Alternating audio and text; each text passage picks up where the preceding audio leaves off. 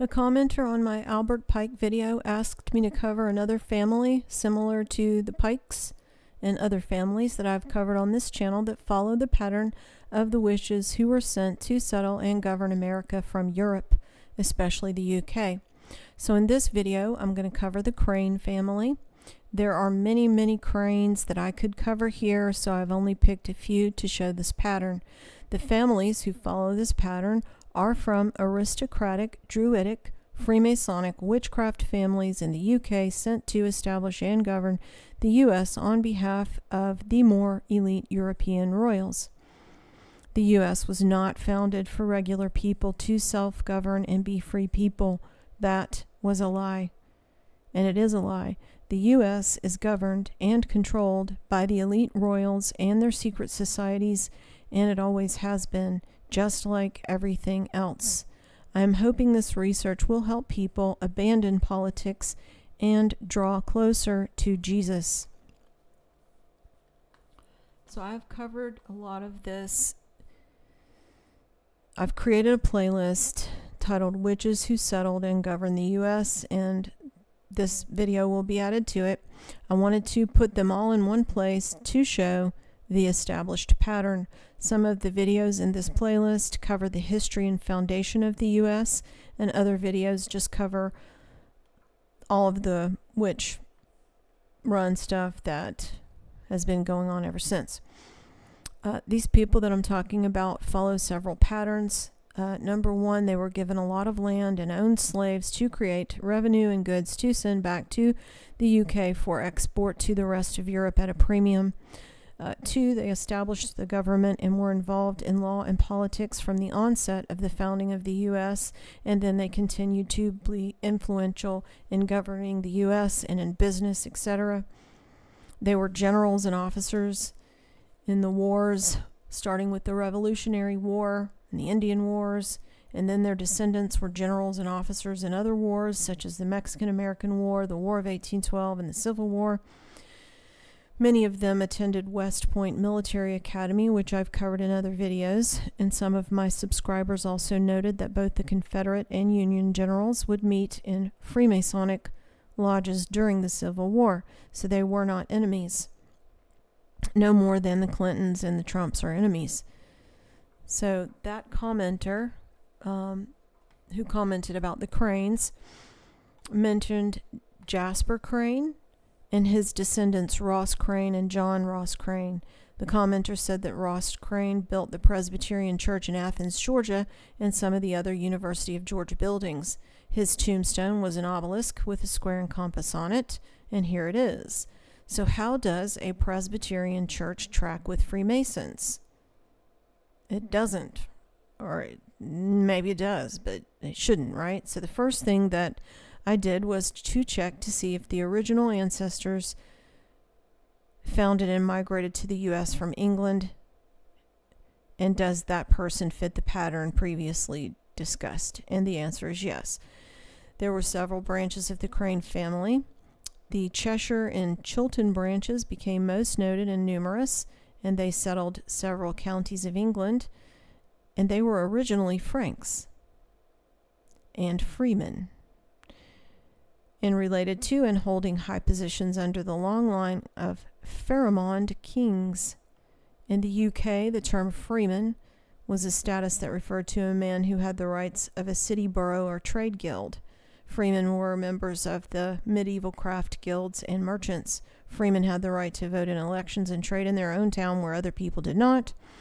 Admission to the status of freeman was often by birth, apprenticeship, gift, or purchase.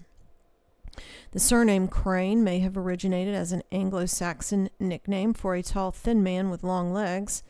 The Irish origin may be from the Gaelic O'Craine, meaning descendant of Craine, which sounds a little fishy, and I wonder if they just added the R in there and said, oh, we mean the bird, the crane.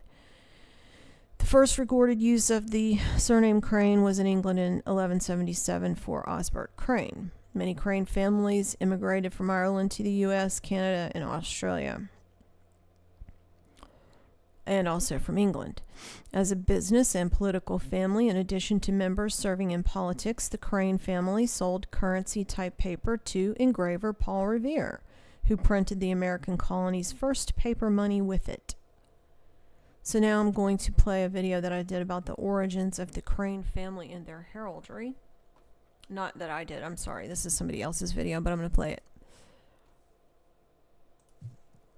First Craine coat of arms to discuss is blazoned Argent, a crane standing on a staff reguli and base vert. This arms belonged to the Craines of Camborne and County Cornwall, England. They descended from John Craine, who died in the year 1559. Next we have Per Bend, Or, and Azure, said to be born by Francis Craine, who was born around the year 1579 of Mortlake, County Surrey. He was knighted in 1616 and was a member of Parliament and founder of the Mortlake Tapestry Works.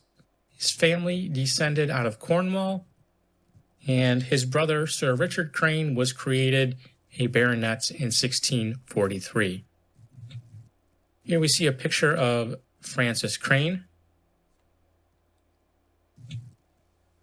Next, the Craine Baronetcy of Chilton was created in the county of Suffolk in 1627 for Sir Robert Craine, born 1586. He was a member of Parliament for Sudbury and Suffolk, son of Henry Craine of Chilton, and the title became extinct upon his death in 1643.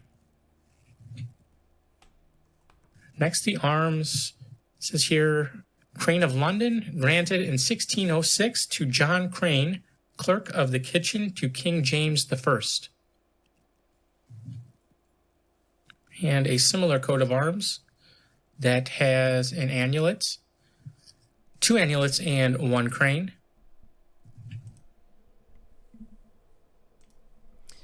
So now for the Craine progenitor who settled in the U.S., Jasper Craine Sr. He was born in England around 1610, and he was a wealthy London merchant. Then Jasper Craine Sr. migrated to Massachusetts in 1637 on a ship called the Hector.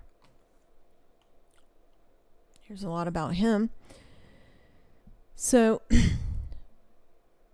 this migration is referred to as the Puritan Great Migration, and that was from 1621 to 1640. But this does not mean that all of the people who migrated were Bible-believing Puritans, as I've been trying to demonstrate. Yet, supposedly Jasper Craine was also a religious leader of the supposed Puritans, but these people were posing as Christians. They were not. Kind of like his Freemason descendant Ross Craine, who built the Presbyterian Church in Athens. Jasper Craine was a wealthy landowner among the earliest elite settlers of both New Haven and Branford, Connecticut. He was among some of the wealthy landowners in that area where Collins was also listed, and I've covered the Collins family before on this channel, I think in my video titled Dark Shadows.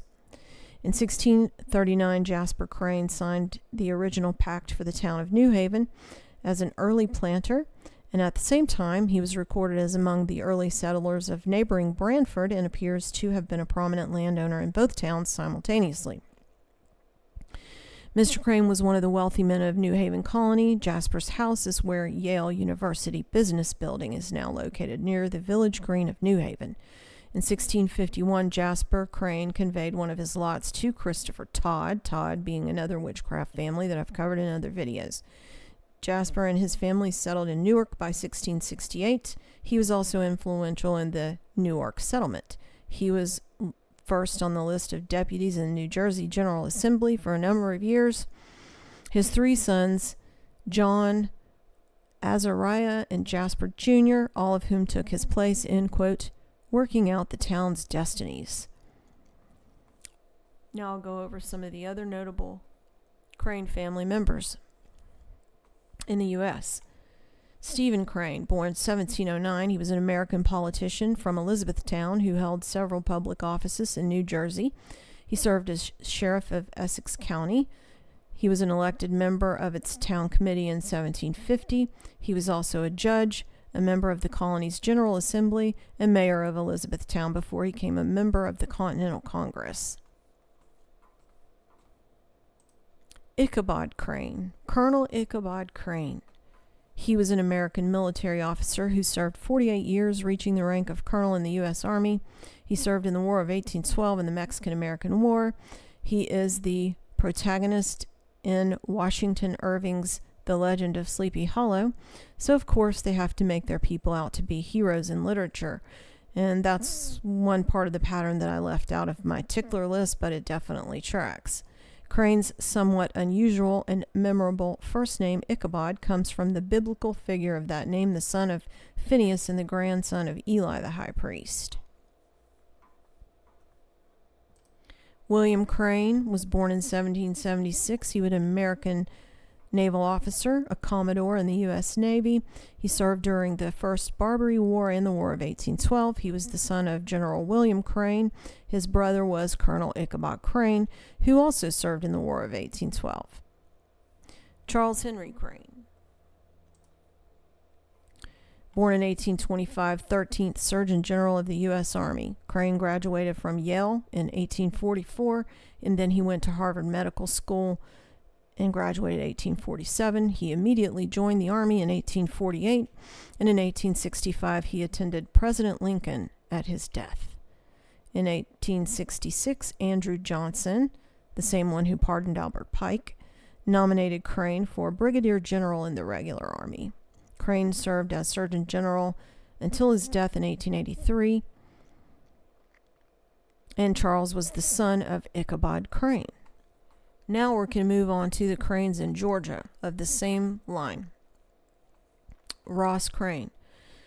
So Ross Craine, one of the descendants of this Craine family, is the one who built many of the buildings in Athens, Georgia, where University of Georgia is located.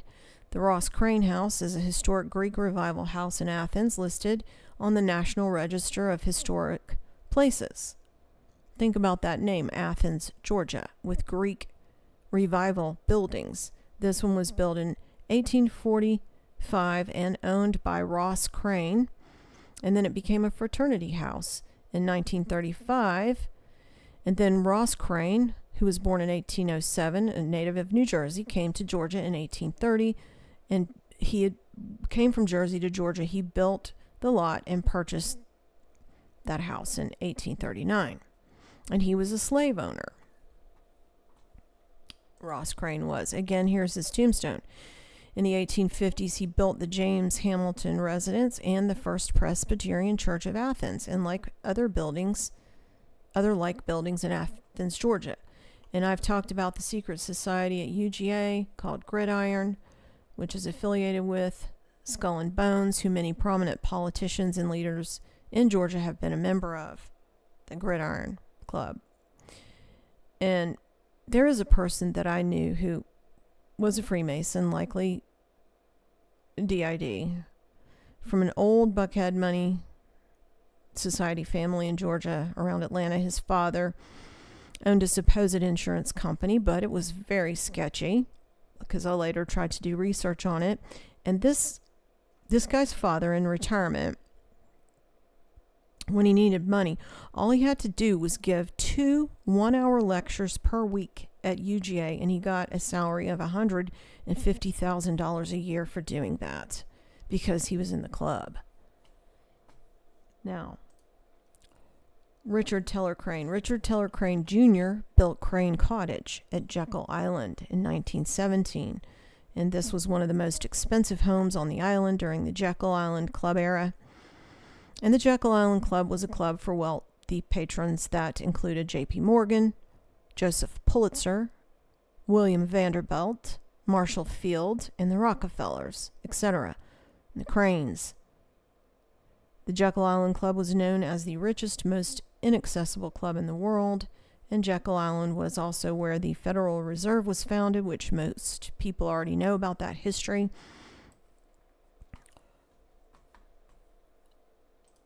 Richard Teller Craine Jr. was son of Richard T. Craine I, who was also a member of the Jekyll Island Club. Richard Craine I was born in New Jersey, and he was founder of the Craine Company, which at one time employed 5,000 people. And this photo of him is tagged the makers of Illinois because his factory was in Chicago. His father was a builder/architect, so a Freemason. Philanthropist and diplomat Charles R. Craine was another one of Richard T. Craine's sons. His grandson, Cornelius Vanderbilt Craine, was an explorer and philanthropist. His other grandson, Richard Teller Craine II, was the first U.S. diplomat accredited to Czechoslovakia under the Woodrow Wilson administration. So, in my research, I'm just trying to figure out and demonstrate how the club works. Thanks for listening.